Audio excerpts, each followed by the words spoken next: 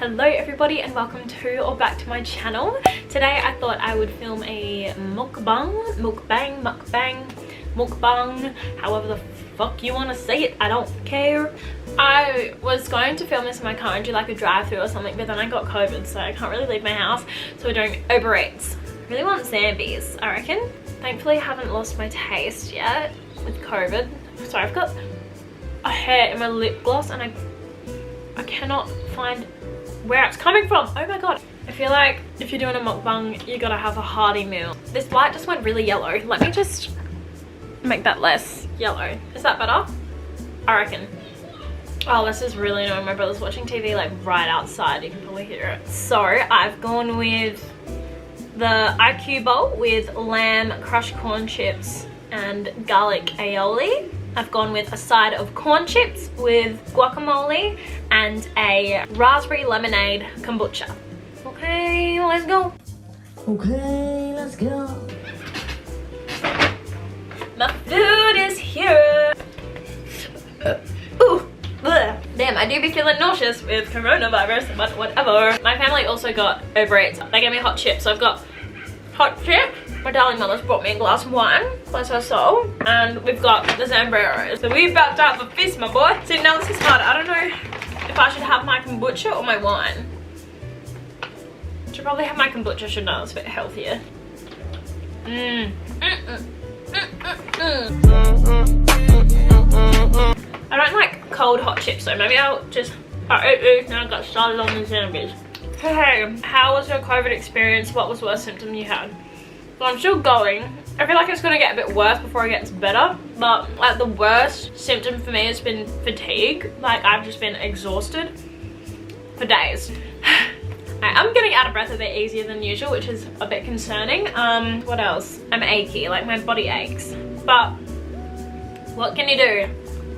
I'm just happy I've got my taste and smell. Touch wood. Don't want to jinx myself there. Someone else, how are you doing, like really doing? Look, COVID aside, I think back to where I was this time last year and I'm doing so well. Just like mentally and physically, I think. This time last year I was in a very dark place. Don't like to talk about it or like think about it too much because I was sad. I think it was largely because of the medication I was on. I was on the pill and something else for my skin as well. And hey, I thought if my skin is clear and my tits are bigger, then my life will be great. I'll have no problems. Wasn't worth it. I got depressed, turned into a psychopath, but as soon as I went off the pill, it really helped. So yeah, onwards and upwards. Oh, someone asked favorite modeling job. Definitely my most recent one for the Sunday Mail at the Sofitel. Oh, that was so glamorous. It was so much fun. I was literally on a bed in the Sofitel Adelaide with $1,000 pants on, a top that was hundreds of dollars, lying on a bed with food and champagne around me and people like touching at my hair. And I was like, this is nice. The team was incredible. The shots turned out so well. The clothes were amazing. Just all in all, the vibes were immaculate. That's probably my favorite shoot that I've done.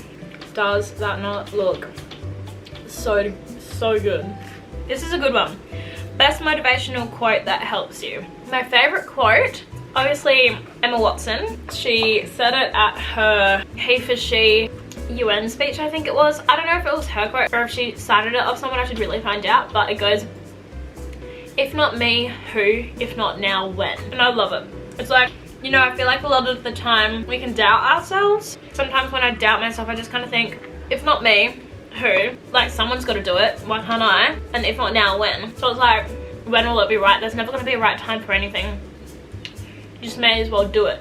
I don't know. It's just, it's really stuck with me and I really like that quote. Someone asked, how do I create an aesthetic feed? I have always loved the idea of an aesthetic feed. I used to just put the same filter on all of my photos to make it look the same, which kind of does make it look aesthetic, but something that I've learned is that every photo is different, so the same filter isn't going to work for every photo. As a general rule of thumb though, I will desaturate the background and like whiten things, so like all the whites are the same on my feed. I haven't been doing it as much. I'm kind of trying to steer away from like super edited photos and just kind of focus more on color and stuff. So kind of when I'm shooting and planning outfits and stuff, I'll think of what color will work in my feed. So if I've got a lot of green in my feed, I might do something with green or tie it in with like something yellow and plan everything. I've got an app where I can plan what my feed looks like and move photos around to like really make it look like how I want it to. I'm thinking I might do a whole video on like the process that I go through for my Instagram, because I do get a lot of questions about it and I do love it. So I do use presets as well on Lightroom. I use M. Davies presets, but then obviously they don't work for every photo, so I will just sometimes edit them myself. It really just depends on the photo. Basic rule is that I look for color. How did I get signed with Zoos? That's a good one. For those who don't know, Zoos is my management. They are amazing. I love them so much. I often wondered a lot about this as well when I was kind of starting out. I always knew that there were social media agencies out there and it was a goal of mine to sign with one. I obviously last year was in my final year at uni, so most of my time I was spending on uni work, and when I wasn't doing uni work I was pumping out social media content, and at this point I'd kind of been sitting on like around 30,000 followers on TikTok for quite a while, and then suddenly right when uni was like at its crunch time, like everything was due, my TikTok just took off, and so I was stressing. With that traction came a lot of brands and stuff that was sending me emails, like amazing brands that I was like so stoked. Like it was like dream brands of mine were reaching out to me, and I would just like say yes because obviously like I love the brand, but deep down I kind of knew that I should be getting paid for this stuff. And so whilst I was doing that and trying to wrap my head around copyright laws, pricing, invoicing, and all of the kind of real business nitty-gritty side of things, I was also trying to focus on uni. So I was stressed to the max, and then I got an email from social media management asking, you know, to like meet and chat and stuff. That was not the management that I'm signed with at the moment, but it was kind of like a little switch in my brain that was like, oh my god, I can just have someone do all this hard stuff for me. Like that would make my life so much easier. I didn't want to just sign with the first management that reached out, so I did a bit of research into social media management that was around. I had a look at some of the influencers that had kind of got similar content, who were working with the same brands that I wanted to work with, and that really helped me narrow it down to a couple. I sent an email to a couple of management agencies and I sent them my insights for Instagram and TikTok and kind of outlined my goals in the social media realm. Yeah, I was lucky enough that my top preference replied. From them, had a couple meetings over the phone, talked things through a little bit more, and yeah, signed a contract. Honestly, one of the best things I've ever done coming into the social media world.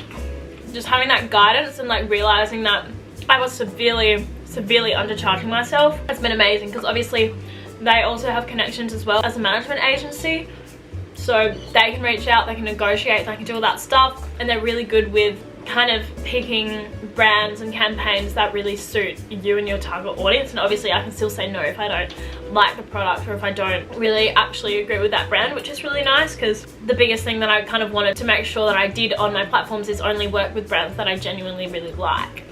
So that was really long-winded. I hope that wasn't too confusing. Someone else is cereal soup. Is cereal soup? Hello? Yeah, you know what? Cereal soup.